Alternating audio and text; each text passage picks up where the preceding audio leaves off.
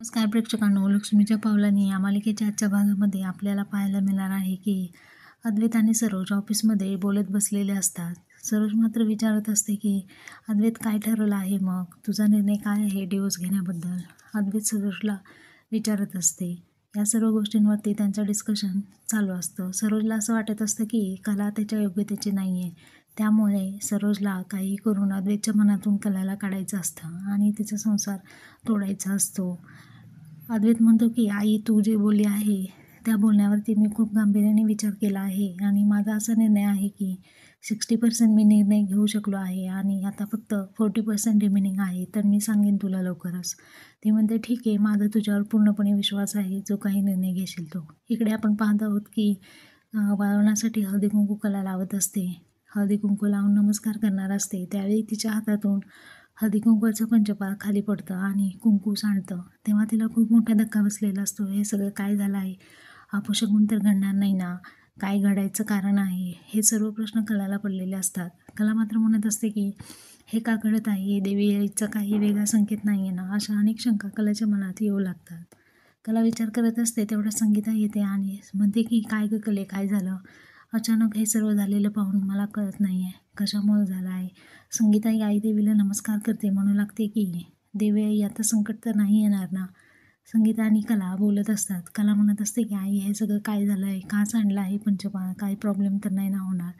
संगीताला ती विचारत असते. संगीता म्हणते अगं, होऊ शकतं असं, तू काळजी घे. आई म्हणते मी कागद घेऊन येते. त्यामुळे ती घरात जाते. कला आतमध्ये जाते आणि कपाटातला कागद काढते. त्यावेळेस तिला एक पॅम्पलेट दिसतं. त्यामध्ये पाहते तर काय, जो मूर्तीवरती फोटो असतो तो पाहून कलाला खूप भारी वाटलेलं असतं.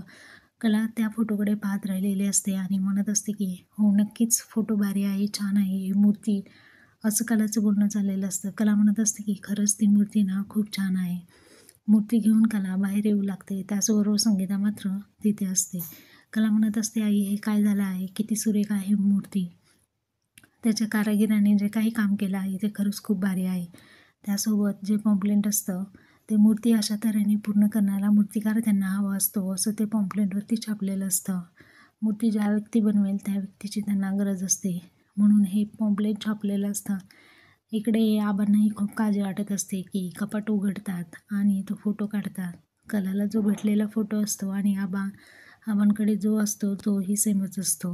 आबांच्या डोक्यात सुरू झालेलं असतं. त्याचबरोबर आबा म्हणू लागतात की काही घडलं तरी या सर्व विपरीत गोष्टी होता कामा नये. मला अद्वैत आणि कला या दोघांचाही संसार वाचवायचा आहे.